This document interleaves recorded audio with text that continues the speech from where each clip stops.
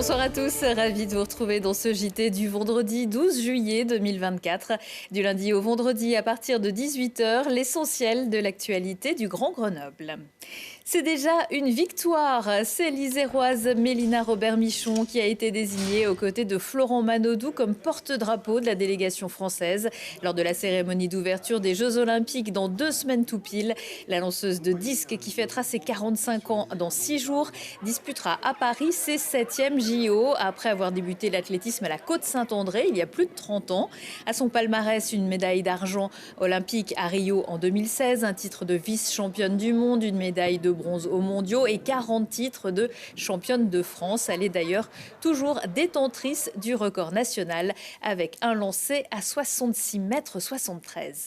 Le rôle de porte-drapeau, c'est d'être disponible, d'être à l'écoute, de partager, d'échanger, d'aller vers les autres et de faire en sorte que les athlètes de cette équipe de France olympique ils se sentent bien, ils se sentent à leur place, que chacun puisse s'épanouir, que chacun puisse aller chercher vraiment tout ce qu'il mérite par rapport à tous les efforts qu'il a fait. Être porte-drapeau dans une vie, c'est quelque chose qui est juste énorme. C'est tellement peu de gens et c'est aussi tellement symbolique. Ça serait très très très fort en émotion. Et être porte-drapeau, c'est représenter aussi toute cette équipe de France olympique, toutes les disciplines, tous les sports. Et ça, c'est quelque chose qui me touche. Moi, l'olympisme, ça a guidé un petit peu les presque 25 dernières années de ma vie. Donc j'ai envie de partager ça aussi avec toute l'équipe de France. C'est une manière peut-être de rendre aussi un petit peu tout ce que le sport a pu m'apporter. Mélina Robert-Michon qui est aussi maman de 2 filles, Elissa et Enora, nées en 2010 et 2018. Liberté, égalité, fraternité, la devise de la République française flottera haut dimanche puisque ce sera la fête nationale. De nombreuses communes de la métropole prévoient de tirer leur feu d'artifice la veille au soir, alors que pour Grenoble, ce sera bien le 14 juillet. Après la cérémonie officielle et le défilé entre la rue Lesdiguières et la place de Verdun, le reste des festivités aura lieu pour la 3e année consécutive dans le parc Jean Verlac de la Villeneuve, avec la buvette du Secours populaire, le verre républicain offert par la ville, un village culinaire, plusieurs animations, des scènes ouvertes et bien évidemment le feu d'artifice qui sera tiré à partir de 22h30.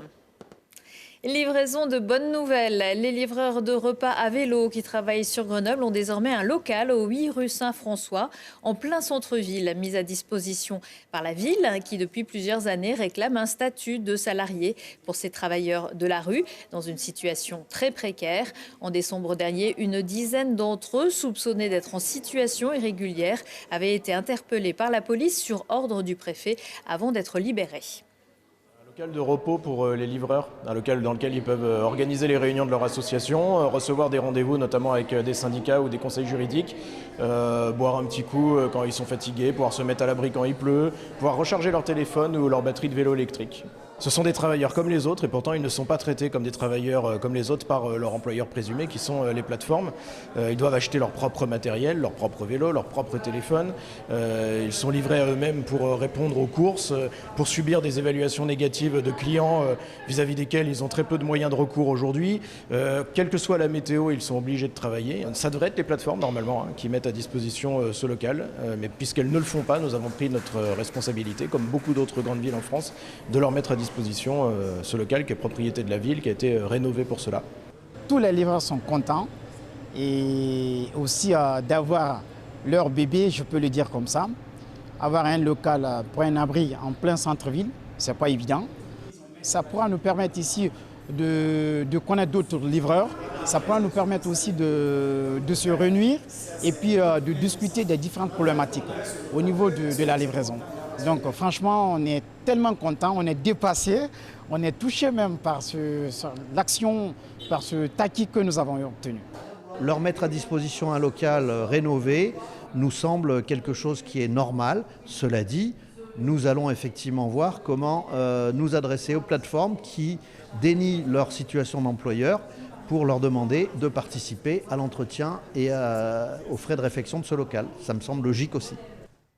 L'an dernier, une centaine de livreurs avaient également participé à des sessions de formation à la sécurité routière assurées par la police municipale de Grenoble. Ce n'est pas forcément l'endroit où l'on prévoit de passer ses vacances, mais sait-on jamais? Alors le CHU Grenoble-Alpes a communiqué aujourd'hui sur les services susceptibles de vous accueillir cet été en cas d'urgence médicale. À l'hôpital Michalon, le service est ouvert 24 heures sur 24, tout comme à l'hôpital Couple-Enfants, les urgences gynécologiques, de maternité et pédiatrique. Pour les urgences ophtalmologiques des adultes, les horaires sont plus contraints. En cas d'urgence traumatique, l'hôpital Sud à Échirolles prend en charge les patients de 8h à 20h. S'agissant de l'hôpital de Voiron, toujours pas d'urgence de nuit. Le service est ouvert de 8h à 20h. En revanche, c'est 24h sur 24 pour les urgences pédiatriques et maternité. Le Sugar rappelle que hors urgence vitale ressentie, la priorité, c'est de contacter son médecin traitant ou de faire le 15.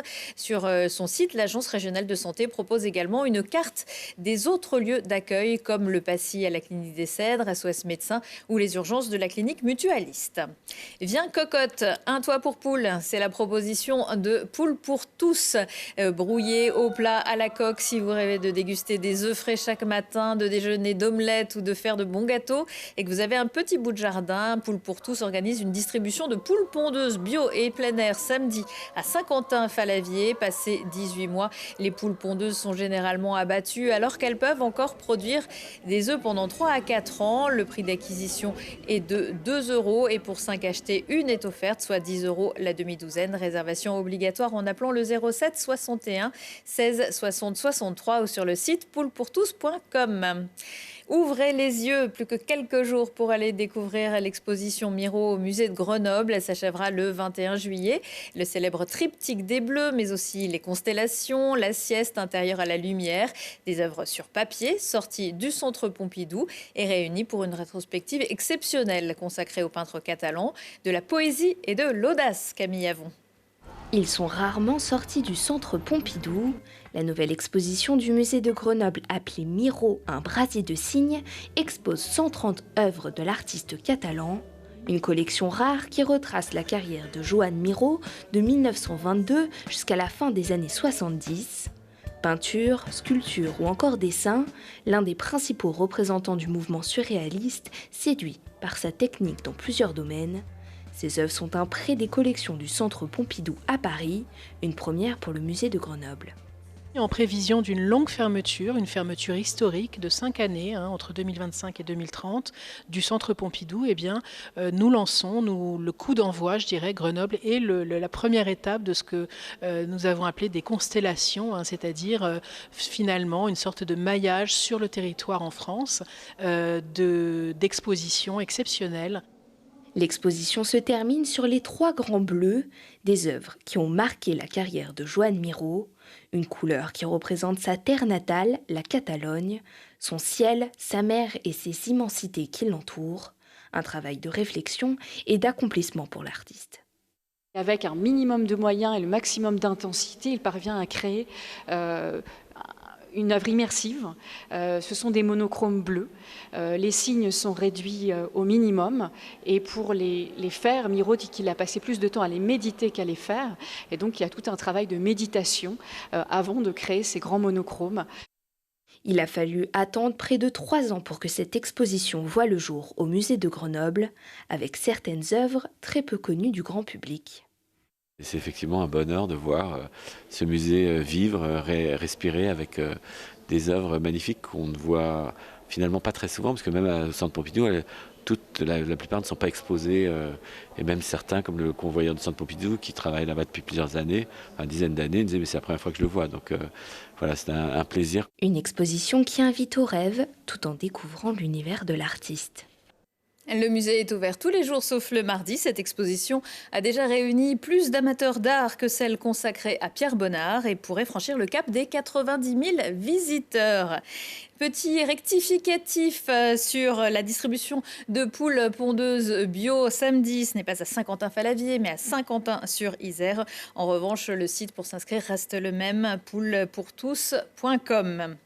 On rentre dans le dur. Les dernières épreuves du 13e Trail des Passerelles de Monténard sont programmées pour ce week-end avec samedi la rando des Passerelles, le Trail de Côte-Rouge et celui de l'Hébron et dimanche la grande course en solo. C'est l'une des épreuves du Challenge national de trail ou en relais de 3 coureurs. Départ de la Mure à 5h du matin pour 63 km et 3100 mètres de dénivelé positif. Et pour les plus petites formes, le Maratrail, seulement 42 km et 2200 mètres de dénivelé positif. Et même le temps de faire la grasse mat puisque le départ n'est fixé qu'à 7h15. Dans ces conditions, dommage de passer plus de temps à regarder le chrono que le paysage.